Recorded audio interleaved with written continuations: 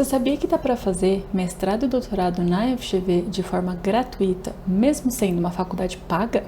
Então, nesse vídeo, eu vou te mostrar não só as bolsas que a FGV oferece, mas eu também preciso te explicar a diferença entre a FGV Rio de Janeiro e a FGV São Paulo, porque elas, além de bolsas diferentes, têm um processo seletivo diferente e isso pode impactar muito no seu mestrado ou doutorado.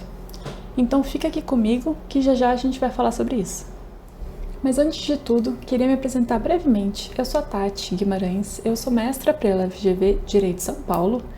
Eu terminei meu mestrado lá em 2023. A gente está com esse canal para poder ajudar você a escolher o processo seletivo que você vai prestar, a entender um pouco dos editais desses processos seletivos, que são sempre muito diferentes entre si e às vezes até um pouco confusos. E também a gente vai produzir conteúdos aqui nesse canal para te ajudar a navegar essa pós-graduação, a entender o que é um projeto de pesquisa, a entender como que você tem que lidar com o seu orientador e vários outros temas que a gente vai mapeando ao longo do ano e produzindo conteúdo para você. Então eu queria contar com o seu like aqui nesse vídeo, a inscrição no canal para você poder conferir o resto do nosso conteúdo que a gente vai produzindo ao longo desse ano. Já entrando no conteúdo desse vídeo, a gente tem que ter uma ressalva muito importante. A FGV, ela está em várias cidades do Brasil, mas ela é muito diferente dentro dela. Eu falo isso por experiência própria, tanto por causa do meu mestrado na FGV, mas também porque eu trabalhei lá por uns 8, 9 anos como pesquisadora. Então eu sei muito bem que a FGV tem 3 sedes, né, 3 escolas que a gente não chama de faculdade na FGV, a gente chama de escola. Então a gente tem escolas sediadas em Brasília, no Rio de Janeiro e em São Paulo, mas daí a gente tem direito, né, a escola de direito a gente tem no Rio de Janeiro e em São Paulo. Então são esses 2 lugares que a gente vai ter um programa de pós-graduação acadêmica bem forte, que vão ser o tema desse vídeo. Mas assim, você pode estar numa cidade pequena e saber que tem uma FGV, por exemplo, conveniada, que a gente chama. Essa FGV, ela é, na verdade, só uma extensão dessas sedes. Então, por exemplo, no estado de São Paulo e na região sudeste mais para o interior, por exemplo, Minas, acaba sendo uma extensão da FGV São Paulo ou às vezes Rio de Janeiro. Brasília também tem essa extensão até para o Nordeste. Então a gente tem essas conveniadas que na verdade não são sedes, inclusive elas normalmente não contam com um prédio próprio, né? Essas sedes em Brasília, Rio de Janeiro e São Paulo contam com sedes, aqueles prédios mais grandiosos da FGV. Então, feita essa ressalva, a gente quer então analisar aqui esses 2 programas de pós-graduação acadêmica: Direito São Paulo e Direito Rio. Eu vou variar esse vocabulário, vou falar escola, vou falar direito, São Paulo, Rio, enfim, mas é sempre essa minha referência, né? Essas 2 escolas, essas 2 pós-graduações em direito, elas têm uma mesma duração. Então, o mestrado de ambas duram 2 anos e os doutorados de ambas duram 4 anos. A FGV Direito São Paulo abriu, no ano passado, 30 vagas para mestrado e doutorado.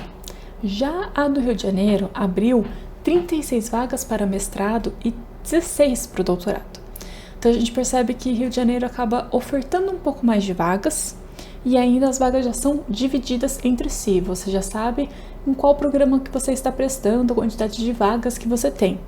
Já na São Paulo a gente tem esse número mais genérico que abarca mestrado e doutorado.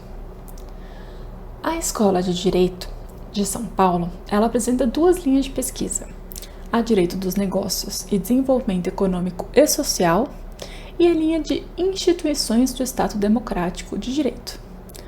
Já a Escola de Direito do Rio de Janeiro, ela subdivide a sua linha principal, que é o Direito e Regulação, em 2 sublinhas: a linha de Governança Regulatória, Instituições e Justiça e a de Economia, Intervenção e Estratégias Regulatórias.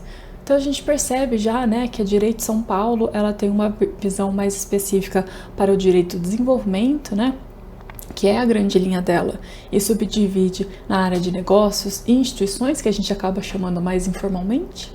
E a do Rio de Janeiro foca na questão regulatória, tendo governança regulatória e instituições, né, como a primeira linha, e já a segunda linha uma parte mais econômica e de intervenção estatal.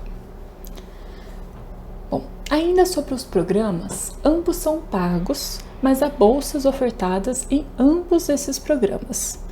Primeiro, a Direito São Paulo.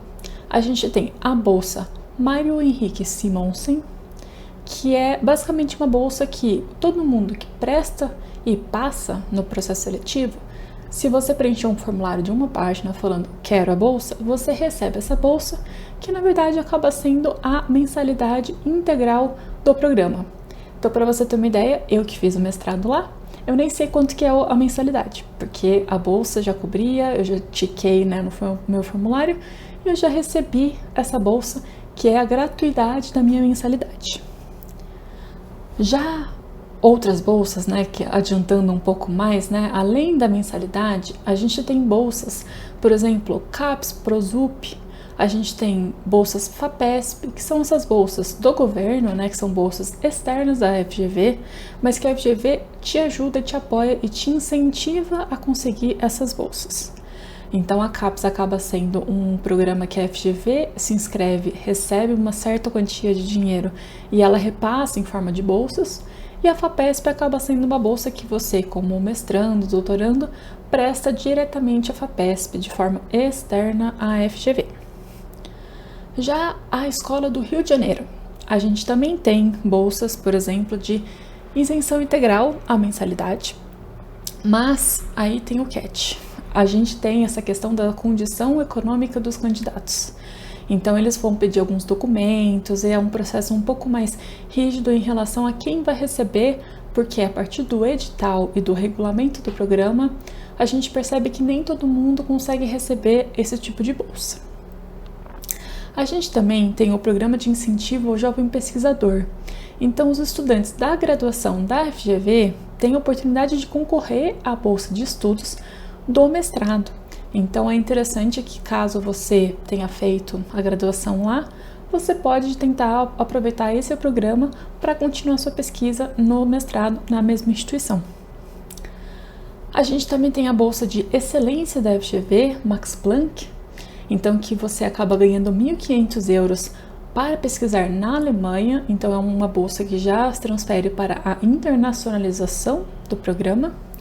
E por fim, a gente também tem um prêmio muito interessante que acaba sendo para celebrar os resultados do programa, né? Então é o prêmio Diogo de Figueiro Moreira Neto.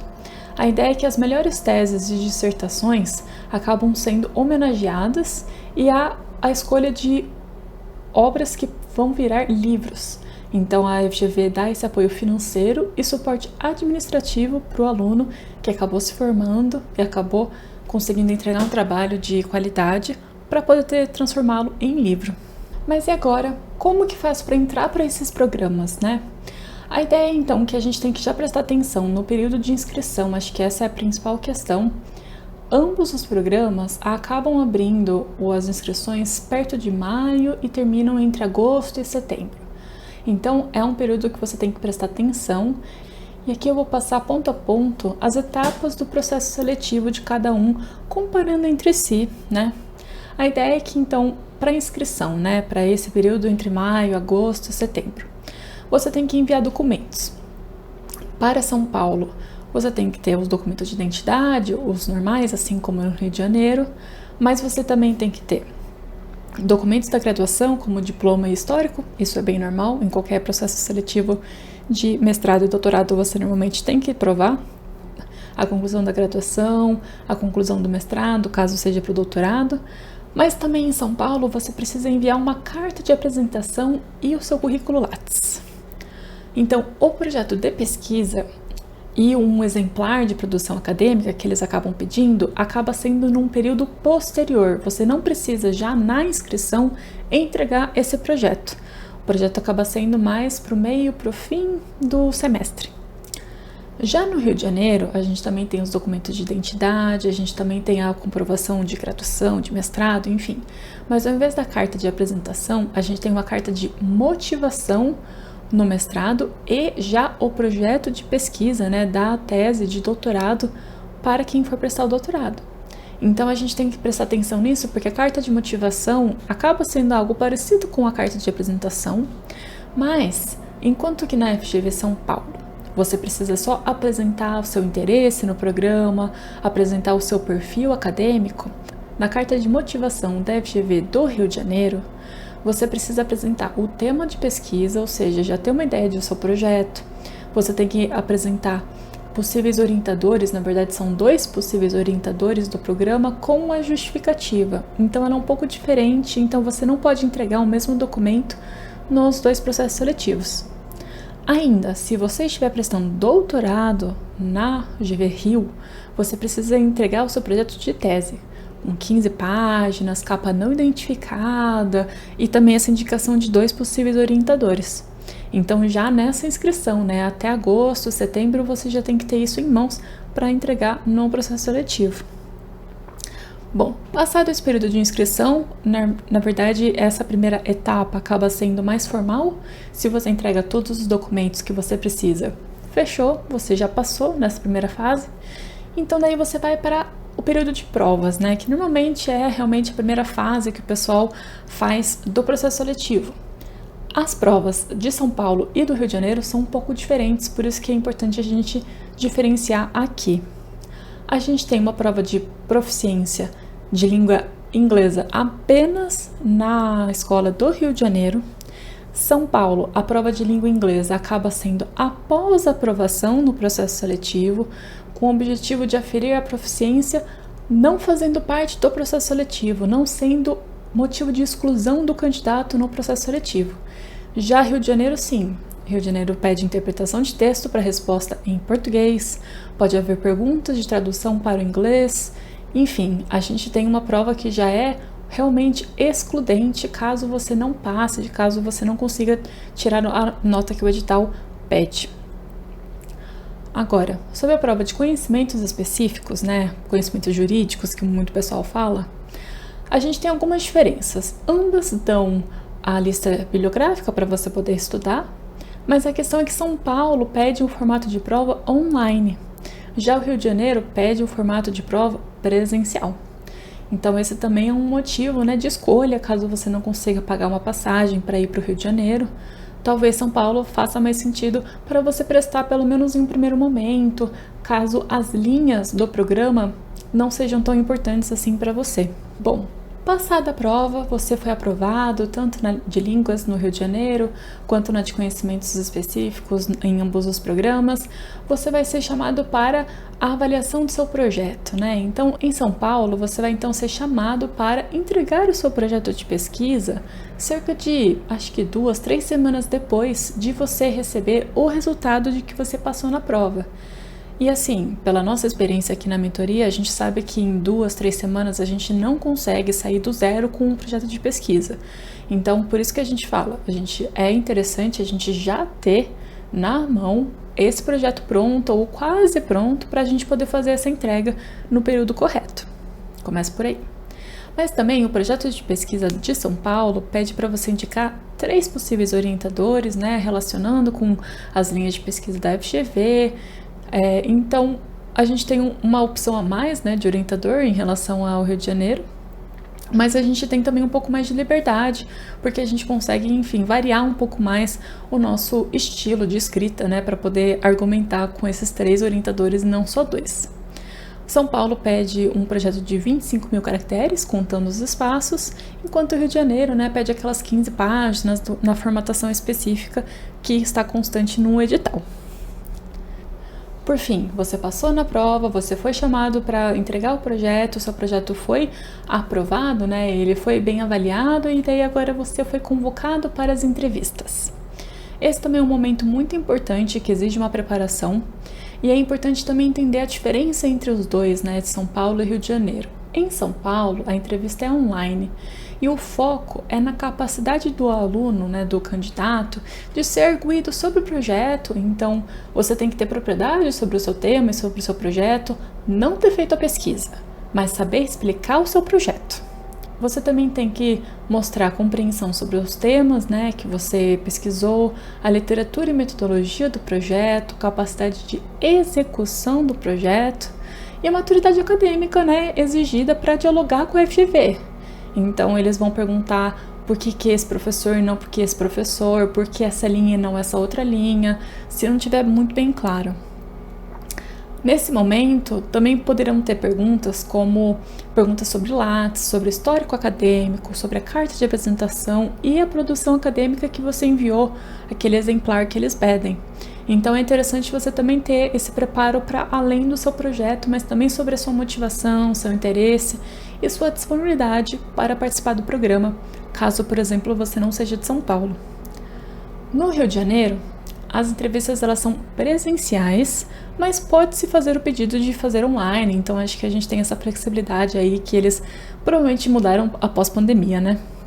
No mestrado, as perguntas vão ser apenas como uma entrevista, um bate-papo com a comissão, para eles entenderem a sua trajetória, a qualidade das suas respostas e talvez um pouco sobre o seu tema, mas como não tem um projeto, não é uma arguição tão focada no seu tema de pesquisa. Já o doutorado, sim. Já o doutorado tem essa entrevista, tem esse momento de bate-papo sobre a sua trajetória, mas também tem a defesa do seu projeto de tese, que é o que você entregou lá na fase correta. Então aqui eu fiz uma tabela para vocês perceberem a diferença entre os programas. Aqui a gente consegue perceber que a duração é parecida dos programas, que as vagas diferem um pouco, né? São Paulo acaba tendo uma oferta para mestrado e doutorado juntos, enquanto o Rio de Janeiro acaba mudando, né? Mestrado é uma certa quantidade de vagas e doutorado uma outra. A área de concentração, então, de São Paulo é Direito de Desenvolvimento, enquanto o Rio de Janeiro é Direito da Regulação. Cada uma tem suas linhas, né, de subdivisão. Sobre a mensalidade, ambas são pagas, mas a gente tem as possibilidades de bolsas que estão aqui listadas para vocês poderem consultar. E a gente tem que pensar nesse período de inscrição para o processo seletivo, né? São Paulo é de maio a agosto, normalmente, e o Rio de Janeiro é de maio a setembro. Já aqui nessa outra tabela que eu construí para vocês, aqui a gente tem as etapas do processo seletivo de cada programa. Então, São Paulo a gente percebe que eles pedem documento de identidade, assim como o Rio de Janeiro, né, com diploma de graduação, histórico, mas a gente tem aquela diferença da carta de apresentação para a carta de motivação no Rio de Janeiro. E São Paulo não pede o projeto de pesquisa mesmo para o doutorado, eles pedem apenas no momento posterior, depois que saiu já o resultado da prova de conhecimentos específicos.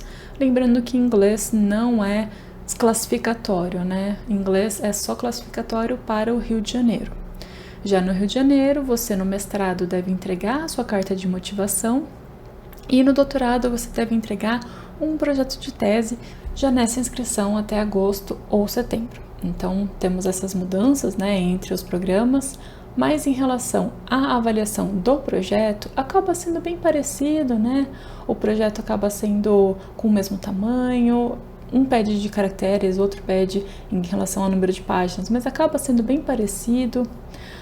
A entrevista também acaba sendo um estilo parecido, a gente tem a possibilidade de fazer uma entrevista online no Rio de Janeiro, caso você peça. E normalmente as entrevistas elas estão lá para ajudar a banca, né, a comissão, a entender melhor os candidatos. Então eles vão perguntar sobre a trajetória, sobre o projeto de pesquisa ou o tema. Então é ganhar essa propriedade sobre o seu tema, sobre o que você quer fazer, sobre o seu interesse e ser honesto, porque isso realmente acaba ganhando muito, né, nesse processo seletivo. E com essas duas tabelas que a gente espera que vocês usem, tirem print, a gente acabou chegando no fim do nosso vídeo. A gente agradece muito quem ficou até aqui para conhecer esses programas, para entender as dicas que a gente dá. E a gente faz um convite para você conhecer a Dama, a nossa empresa de mentoria de escrita e pesquisa acadêmica. Construímos uma comunidade de mulheres que querem sucesso na carreira acadêmica sem abandonar a sua vida pessoal. Aqui você cresce, se conecta e constrói novas habilidades. Nós preparamos você para os desafios da pós e para uma jornada de realizações. Seu futuro começa na Dama. Vamos juntas?